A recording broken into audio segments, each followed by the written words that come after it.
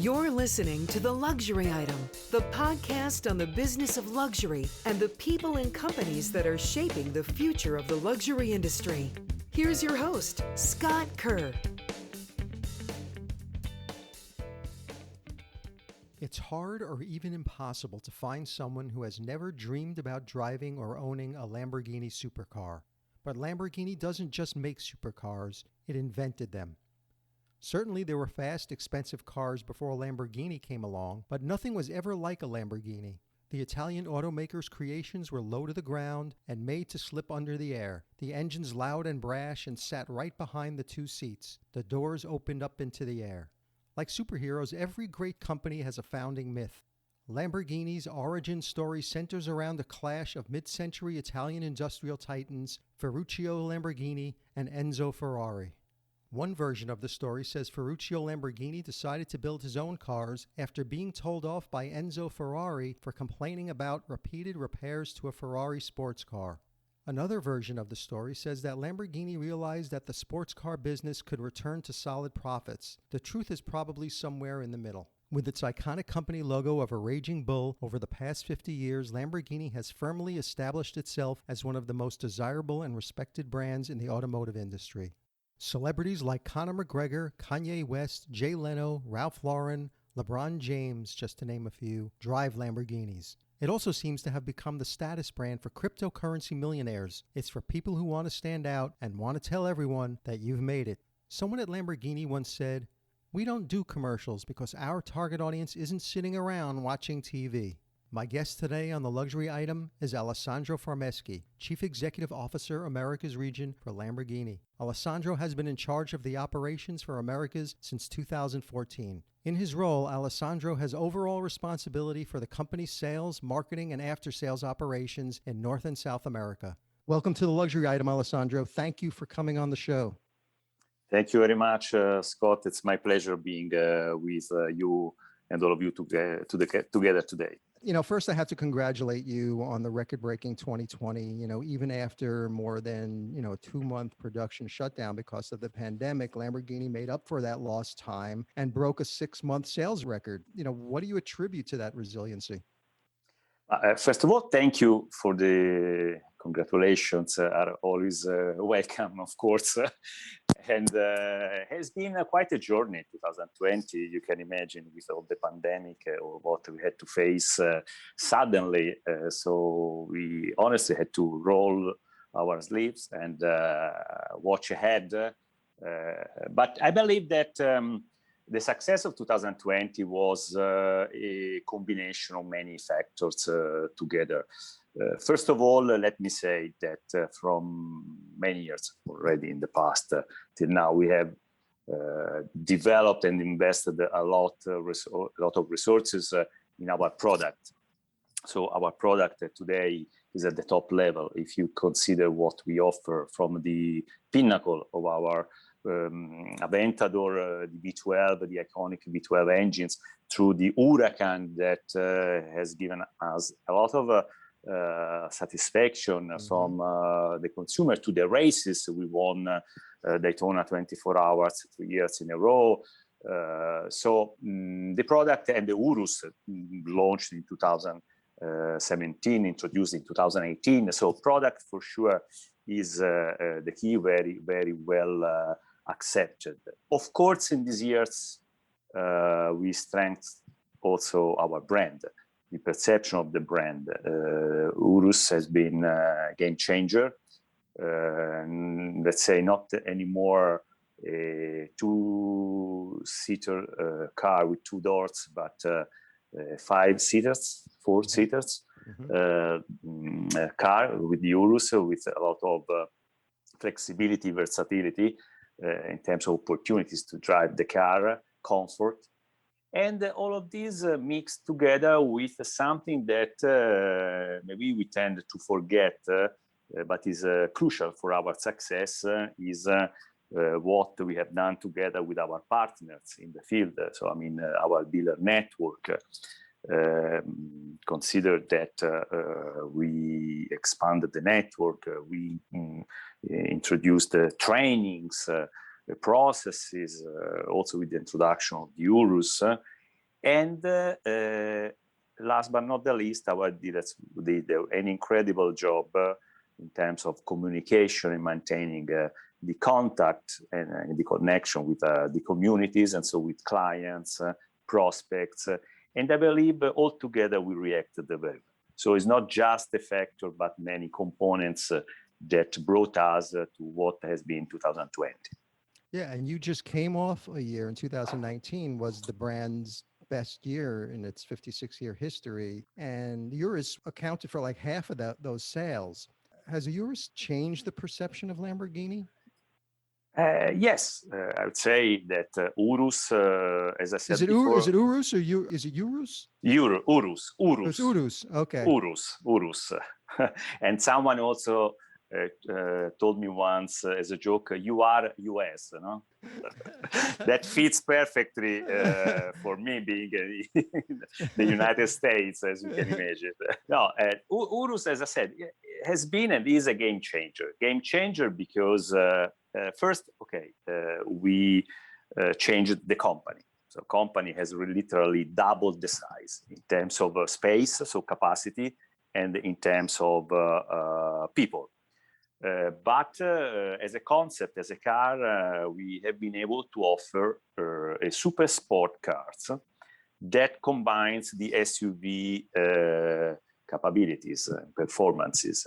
So you have super sport car because it's a car that goes 0 to 60 in 3.6 seconds. Wow. And brakes from 60 to 0 in almost 110 feet. Wow. So with 650 horsepower. So it's a super sport car. When you drive it, you close your eyes and you don't realize that you are into an SUV. And then is a daily driver. So you can drive every single day. Is really comfortable at the same time. So performance, comfort, design of the car. And we open the door literally to all those who in the past maybe considered Lamborghini and maybe for many reasons they couldn't buy, because we opened the door to families. So now you can take an Urus and go on vacation somewhere. You can go with friends. So consider that 70%, almost 70% of our buyers of the Urus are new buyers to the brand. So we added new clients, so new friends to the Lamborghini family. And this has changed, of course, the perception.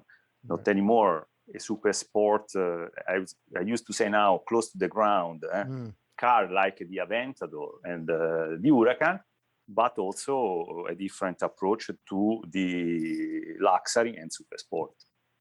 I mean, what do the purists, the Lamborghini purists, think of the Urus? Like the purists, the ones who was it a shock to the people that at the beginning? I have to say that I used to go around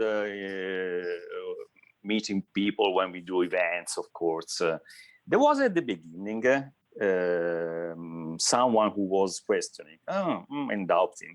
No, an SUV Lamborghini is not. I don't see. You know what? That as soon as they drove the Urus and got into the car, they were surprised, because when you sit inside the Urus and you watch around, is not so different from driving as a position, no?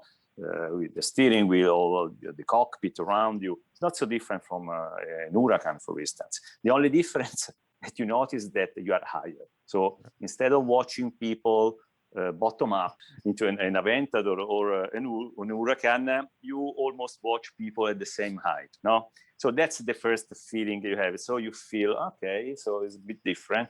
But then as soon as you start the engine and you drive it, you forget immediately to be on an SUV.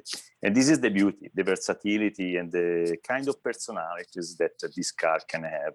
Has two different souls. So it depends just only how much, how you want drive this car, having a lot of fun driving, having more comfort. So it's really up to you. And so these guys, in the end, these clients, the hardest one, the purest, were easily convinced. So what has been your biggest challenge for you, aside from 2020 with the pandemic, since you headed up America's operation in 2014? I believe that really the big challenge I had to face, let's say, apart from finding always the right balance between offer and demand, because of course we are in a segment in a market where being luxury, in the luxury business, this is an equilibrium, no? A fine equilibrium. You need to find the right recipe to maintain your product always appealing, desirable, because in the end, this is what we are. No, we are unique in terms of product. We are unique in terms of experience. Apart from this, I would say that the biggest challenge I had with my team, we had a lot of discussions, was really the introduction of a third model. Imagine a company that is used to sell, and this for many years, super sport cars, 2 doors, 2 seats, used to deal with this kind of clientele. You start basically with the first question. So we are going to double basically the volumes. So network, is the network ready? What should we do with the network? And so we worked extending the network, increasing the number of salespeople, marketing people, the after-sales team. Because of course, the people or the new clients coming, having a different experiences from other brands, from the use of other cars, because using, and let's say, who buys an Urus usually does because you want to use as a daily driver. While maybe when you buy an Aventador or an Huracan, you can use on a daily basis, but most of the time is used as entertainment for fun, because you want to go out weekend with your companion, you want to spend some good time with friends. So it's a different kind of use. With Urus, we had this question mark. So how our clients are going to perceive the new car? How they are going to use?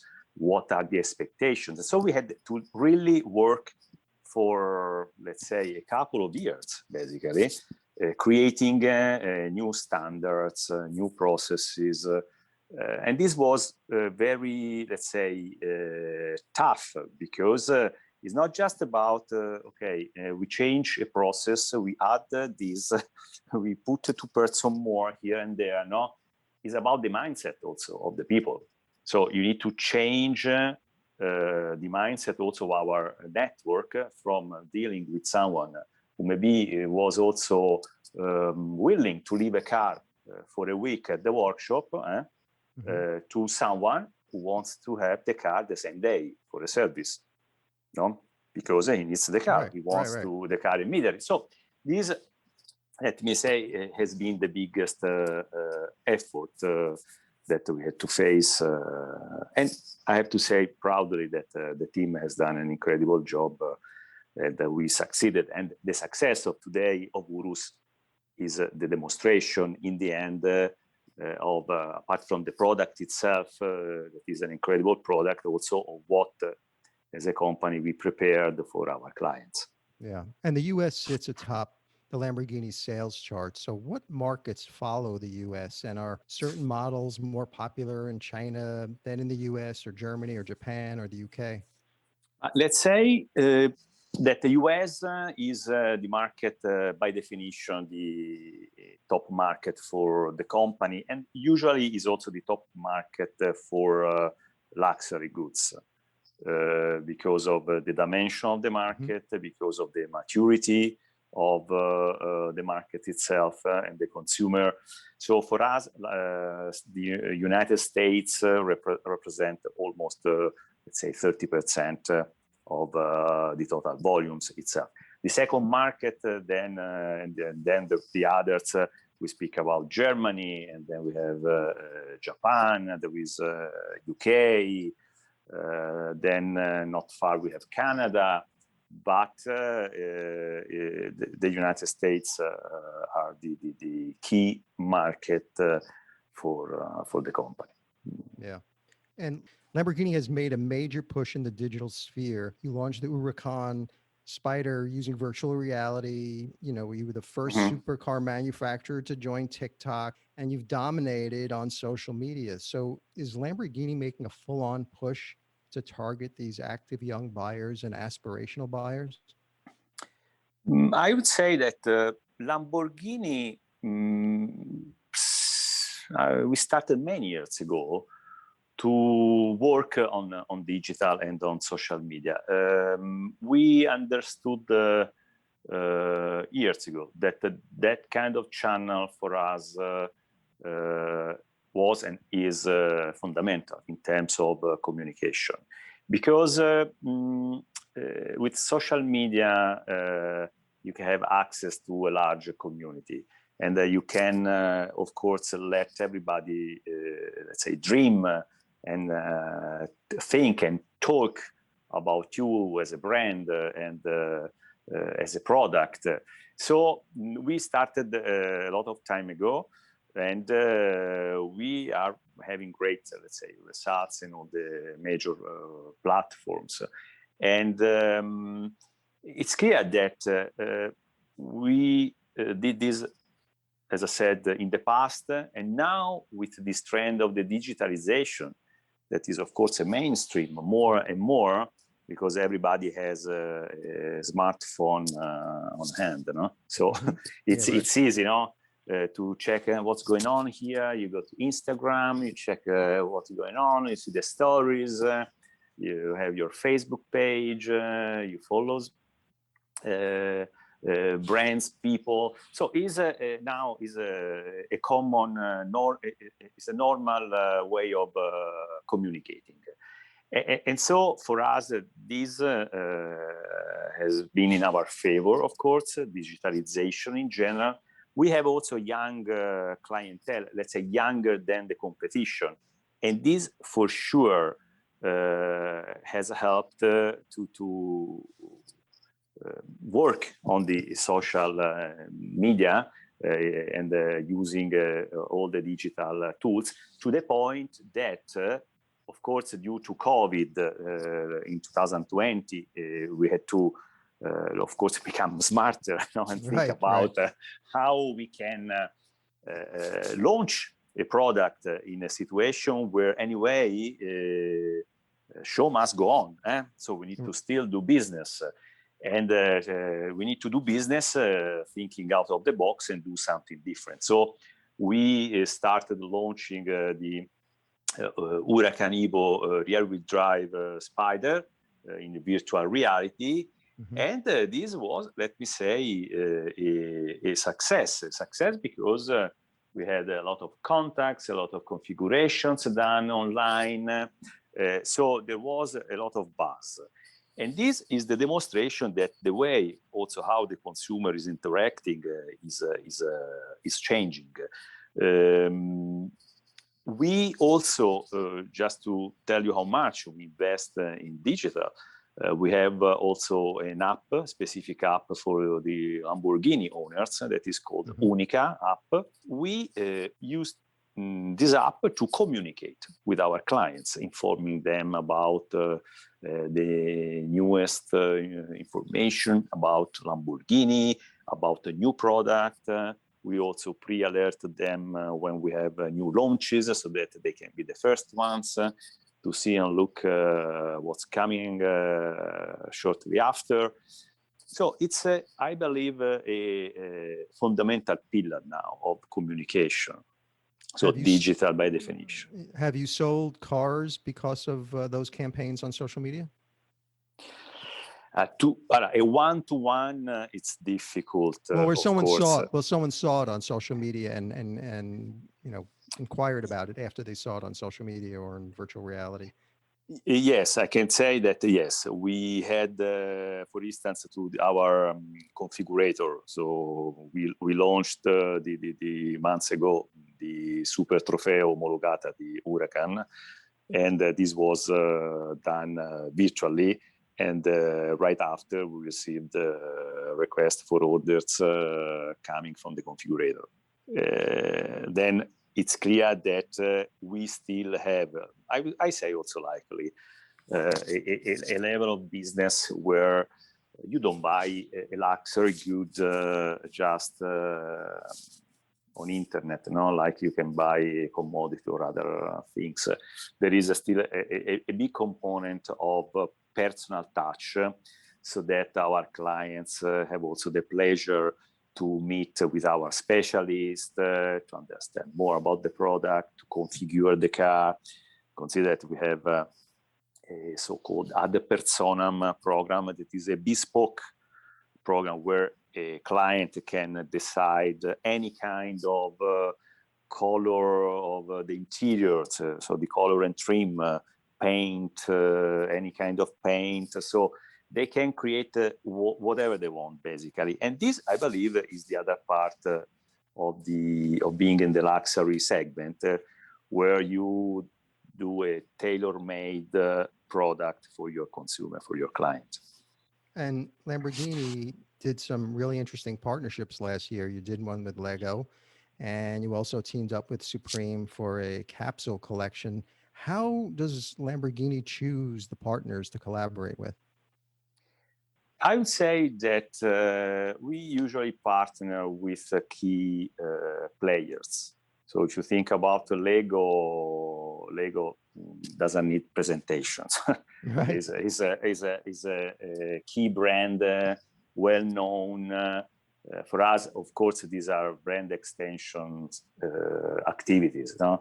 And for instance, with the Lego is known to produce limited editions of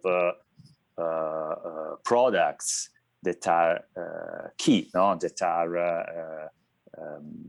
a reference in the market. So they celebrate with their products, these products. So we did with the Sian, for instance. And this has been great. For which reason? Because Lego, of course, is a respectable brand, leader in its segment. And Lego gives us the opportunity, of course, to enhance furthermore the brand awareness, because in the end, Sian is recognizable, is there, is Lamborghini, so Lego speaks about Lamborghini. We are happy that Lego does, because Lego, of course, is top one and a respectable brand. And for us, Lego means also the next generation, right? Because you can, of course, who usually buys a Lego product like a Sian is a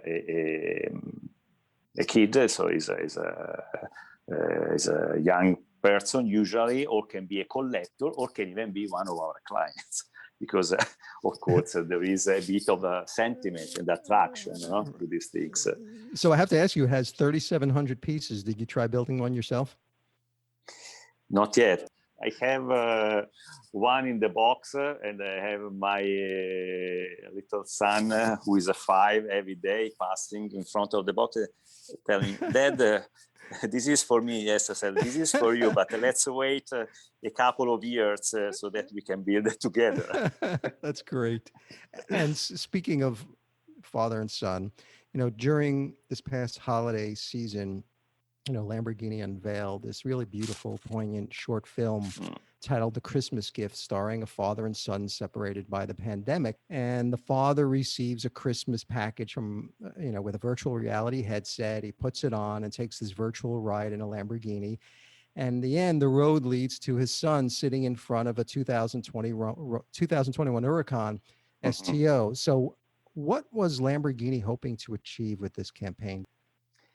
For us, we are in the environment of the brand lovers. Brand lovers for all those basically who have love for the brand, but is also love in a wide sense of love. In this case, if you consider the episode, how it was presented, there is behind an aspirational effect, love for the brand, attraction for the brand, for our clients, but also for our fans, so for all the supporters of the brand. Because in the end, we are Lamborghini, and we are a company producing a super sport car, but we are not just product. So when you buy a Lamborghini, you do not just buy a product. You buy emotions. You buy a dream in the end. And the same is for all those who think about Lamborghini. They dream. And so if we think about also to those campaigns done in the past, last year, if I remember well, we had the kid building an Aventador. Mm-hmm. So, or the year before, we had the kid going to buy a Lamborghini, and then the Lamborghini popped up in front of the store. So goes beyond the product itself. And this is what I believe makes a brand a big brand, because it's not just the product itself, is what is behind, what means to you as a person. You know, almost anyone with the appropriate bank balance can walk into a dealership and purchase an entry-level supercar. So have you seen any demographic shifts in the types of people who would be interested in purchasing a Lamborghini? Yes, I would say the big change, not to repeat myself again, but the big change has been with the introduction of Urus. So we have seen families, so in the past a bit less. Now you see families at the dealership watching cars with kids who of course are really happy. You see them smiling, and this is a really great satisfaction for me when you see kids smiling. For me, it's one of the most rewarding things. And so in terms of demographics, of course, so we have seen this switch, and we have seen a switch also in terms of buyers. We have more female owners than in the past, of course. Mm-hmm. And I think that is more intriguing, the Urus, of course, for the characteristics that the car has. And obviously, Urus opens the door also to the Aventador and to the Huracan, because it's the same brand. So it's not a different brand, Urus versus the other products. So as soon as you enjoy what Lamborghini means, we have seen also a few switching and buying Aventador and Huracan. How does Lamborghini build and maintain relationships with these special owners so their eyes don't wander to a competitor? I know you were just talking about the app before, where you communicate with owners. So how do you keep nurturing that relationship? I would say that we are not just a product. And when I say we are not just a product, I say that most of our activities are based on the relationship. Relationship to live together the brand. When I say living the brand together, I mean that us at corporate level or our dealers usually prepare activities, events, and we engage with our clientele. I've been often invited, and I've been often at our events to be present, to talk, to show a face behind a name, a brand, and enjoying what Lamborghini offers. So let's say the product is the reason to stay together, because you want to enjoy that. But then you go beyond and you experience together a bit of the lifestyle. So just to give an example of what we usually do regularly, we do track days inviting clients to drive cars, our cars, so test new cars. Ride and drive. Yeah, and then we do so-called the Giro Lamborghini, that is a rally that usually lasts 4 days. We move from town to town. We work months and months to find the best roads, scenic roads. Of course, being in the segment of luxury, the best restaurants, concierge service, hotel. And we do, for instance, in this case, we have almost 20 to 30 cars, no more. So it's quite limited. And we move for these 4 days, and honestly, we have fun.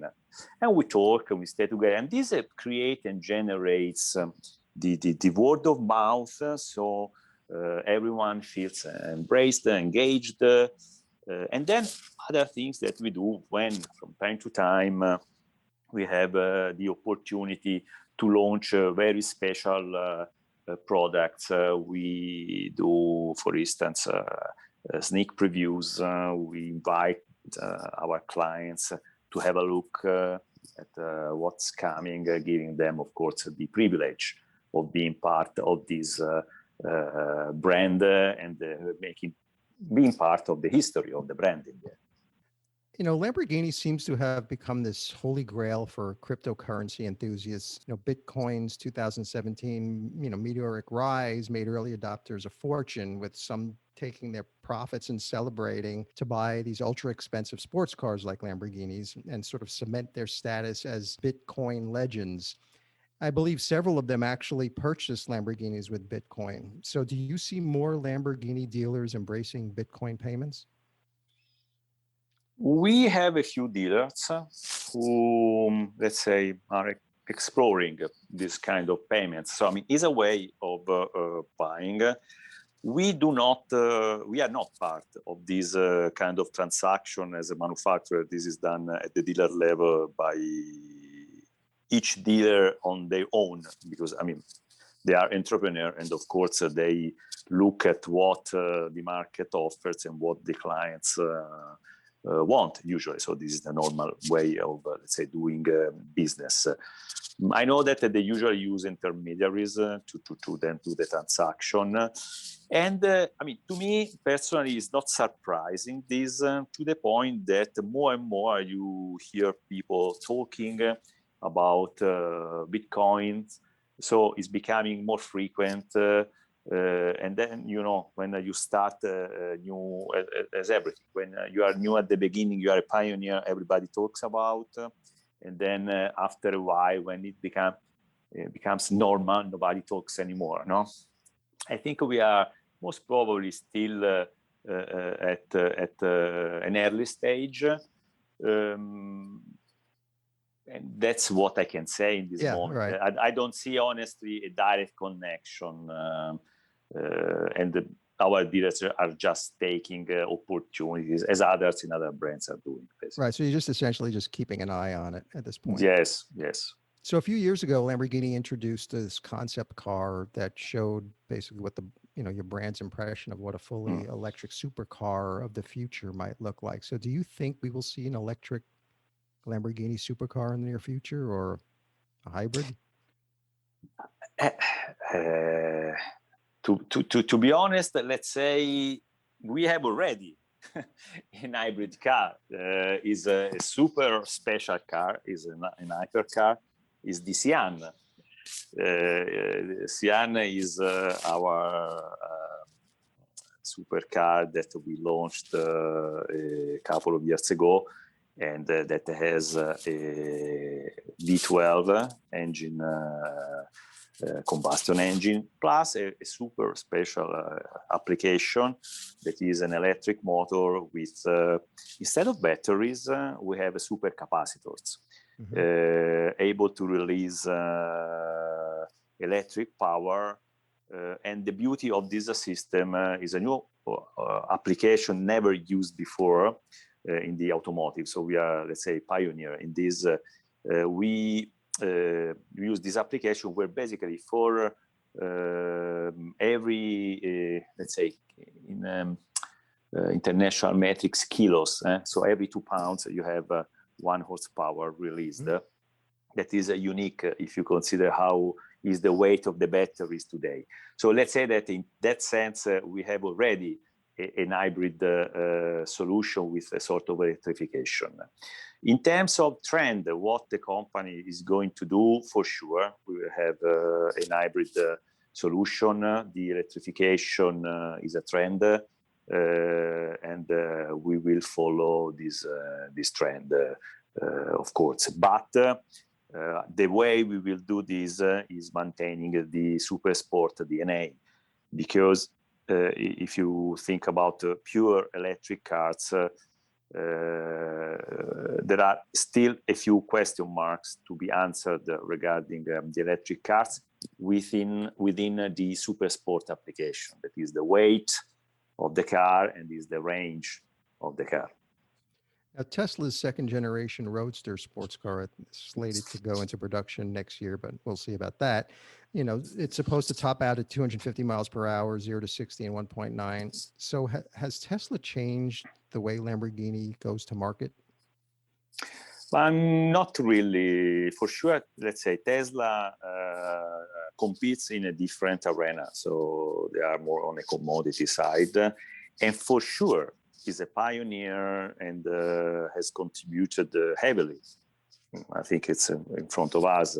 Has contributed heavily in changing the perception of a consumer about the electrification. So now they are the benchmark in the market.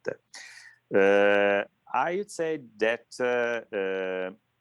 to have a super sport car full electric is not just about acceleration 0 to 60. By definition, an electric motor has better performances than a combustion engine because of the torque that is immediately available at the start, at the top level, while the distribution of the torque of an engine, combustion engine, is completely different, you know. And so it's not all about 0 to 60, it's about dynamic. And dynamic means, dynamic agility means that a car has to have the ability to turn fast, not to have lateral accelerations with a heavy weight, and so to creating a situation of not stability of the car. So yes, they're there, but to compare a super sport car with the Tesla Roadster, you need to go on a racetrack and have the same performances. Yeah, so I'm looking forward to that race when when they introduce the Roadster. So what does the future look like for the Raging Bull brand? What can we expect in 2021 and 2022? The future is bright, I would say. 2021 is a year where we are delivering our Sian, so our special cars. We have a few units to deliver to our clients. We just launched the Super Trofeo Omologata that comes directly from the experience of the GT3 and Daytona victories. And of course, we are continuing the success of Urus. And this, let's say, is pretty solid for 21 and also for 22. And I have to say that this year is also for us a special year, because in 1971, we presented the Countach. And for all those who are Lamborghinians, Lamborghini lovers, yes, yeah. Countach is a car that has defined the design and the silhouette of all the Lamborghinis that still today we design and we have in production.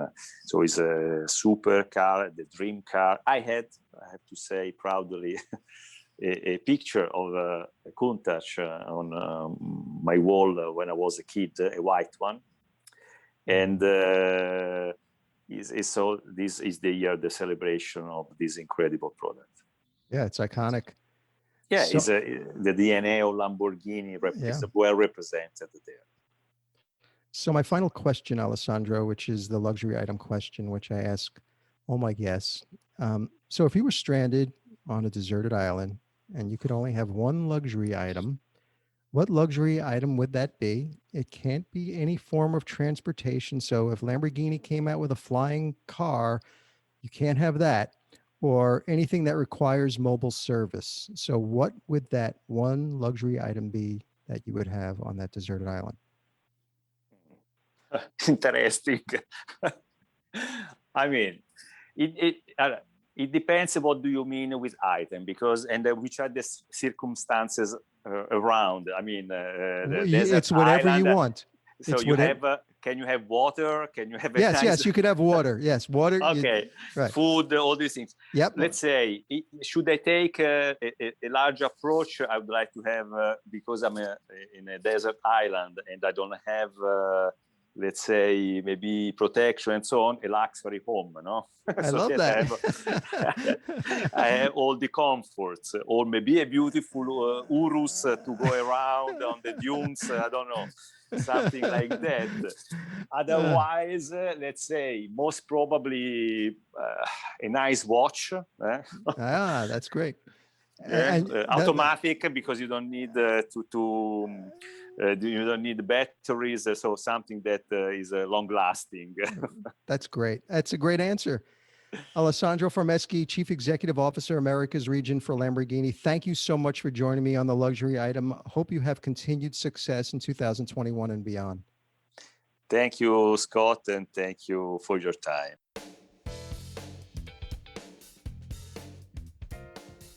That's it for this episode of the Luxury Item Podcast. Thank you so much for listening. If you found this useful and entertaining, I would be really grateful if you can share it with a friend or colleague. I would love it if you subscribe so you never miss an episode. And while you're there, be sure to rate and review us on Apple Podcasts. It really helps other listeners find us. The Luxury Item Podcast is a production of Silvertone Consulting. I'm your host, Scott Kerr. Until next time.